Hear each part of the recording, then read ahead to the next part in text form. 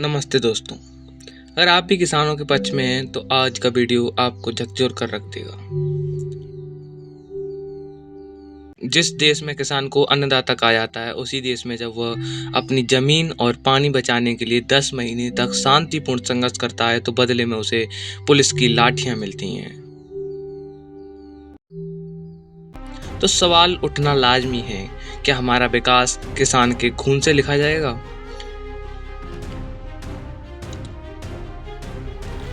आज हम राजस्थान के हनुमानगढ़ एथेनॉल फैक्ट्री विवाद का वह पहलू देखेंगे जिसे अक्सर कॉरपोरेट और सरकारी दबाव में दबा दिया जाता है। आइए इस गंभीर मुद्दे को पूरी रिसर्च और किसान के नज़रिए से समझते हैं। सोचिए, राजस्थान का वह इलाका जहां किसान पाइप से नहीं बल्कि टपकते नल से पानी भरने को मजबूर हैं। इसी इलाके में एक प्राइवेट कंपनी को एक ऐसी फैक्ट्री लगाने की इजाज़त दे दी गई है जो हर रोज करोड़ों लीटर भूजल चूस लेगी। क्या यह प्रशासनिक हठधर्मिता नहीं है? क्या ये सीधे सीधे किसान की आजीविका पर हमला नहीं है? आज हम जानेंगे कि कैसे पानी के निजीकरण और प्रदूषण के नाम पर हनुमानगढ़ के किसानों को आंदोलन के लिए मजबूर किया गया और क्यों उनकी मांग 100% जायज है।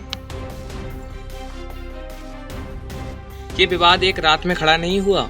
संघर्ष की शुरुआत हनुमानगढ़ के टिब्बी इलाके के राठी खेड़ा गांव में प्रस्तावित एथेनॉल प्लांट का विरोध किसान पिछले 10 महीनों से यानी सितंबर 2024 से कर रहे थे। उनका विरोध शांतिपूर्ण धरना और ज्ञापन तक सीमित था। विरोध का कारण किसान जानते हैं कि फैक्ट्री उनकी फसली उपजाऊ जमीन को बंजर बना देगी। उन्हें मालूम है फैक्ट्री का अपशिष्ट की जमीन के नीचे के पानी को जहर बना देगा। किसानों की मांग को सुनने के बजाय सरकार ने नवंबर 2025 में पुलिस के साए में फैक्ट्री का निर्माण फिर से शुरू करवा दिया।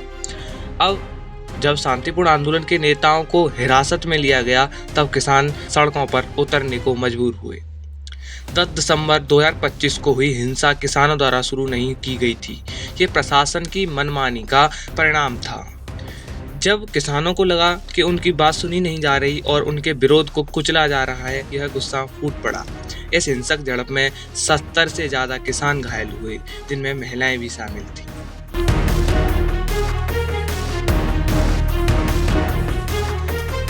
सरकार और कंपनी ने इसे विकास का नाम दिया है, लेकिन किसान इसे विनाश क्यों मानते हैं? इसके पीछे ठोस वैज्ञानिक और जमीनी तथ्य हैं।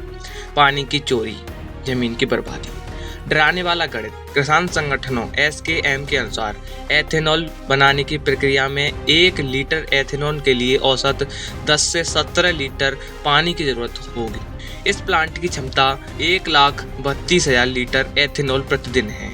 इसका मतलब है कि ये फैक्ट्री हर दिन 1,32,00,000 लीटर से ज़्यादा पानी जमीन से निकालेगी। क्या सरकार ने इस भयंकर जल दोहन के लिए कोई स्थायी समाधान दिया है, या वे चाहते हैं कि किसानों का खेत सूख जाए ताकि कंपनी का प्लांट चल सके?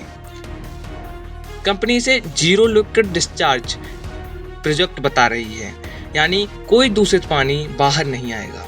एथेनॉल प्लांट के अपशिष्ट में भारी मात्रा में केमिकल्स होते हैं। पंजाब के जीरा में भी ऐसा ही एक प्लांट था जिसे किसानों के विरोध के बाद बंद करना पड़ा क्योंकि उसने जमीन के नीचे के पानी को जहरीला कर दिया था। हनुमानगढ़ में भी कंपनियां सस्ते निपटान के लिए यही तरीका अपना सकती हैं। जब किसान अपनी आंखों के सामने पंजाब का उदाहरण देख रहे हैं तो वे सिर्फ कागज पर लिखे JLD यानी जीरो लिक्विड डिस्चार्ज पर भरोसा कैसे कर लें? क्या कागज पर परमिशन लिखने से प्रदूषण रुक जाता है?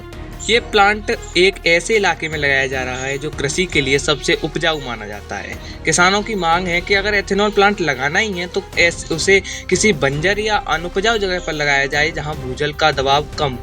ये मांग बिल्कुल तार्किक है, लेकिन प्रशासन ने इस पर विचार करने के बजाय दमन का रास्ता चुना है।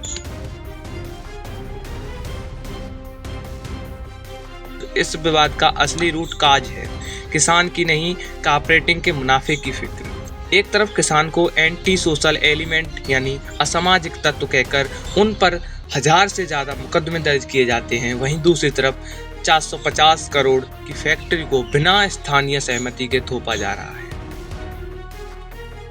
किसान की मांगे हैं फैक्ट्री हटाओ, इस प्लांट को तुरंत हनुमानगढ़ के किसी क्षेत्र से हटाकर किसी ऐसे जगह शिफ्ट किया जाए जहां पानी का संकट न हो। हिंसा की न्यायिक जांच, किसान और महिलाओं पर हुई लाठीचार्ज की तुरंत उच्च स्तरीय न्यायिक जांच होनी चाहिए और दोषी पुलिस अधिकारियों पर कार्रवाई हो। सभी मुकदमे वापस, विरोध करने वाले सभी किसानों पर दर्ज किए गए झूठे मुकदमे तुरंत वापस लिए जाएं। हनुमानगढ़ के किसान सिर्फ अपनी आजीविका नहीं बल्कि पूरे इलाके के पर्यावरण और भविष्य के लिए लड़ रहे हैं। उनकी लड़ाई पानी बचाने की लड़ाई है। ये हम सब का फर्ज है कि हम उनके साथ खड़े हों, क्योंकि अगर आज हम चुप रहे तो कल हमारे खेतों में भी कॉर्पोरेट लालच का जहर भर जाएगा।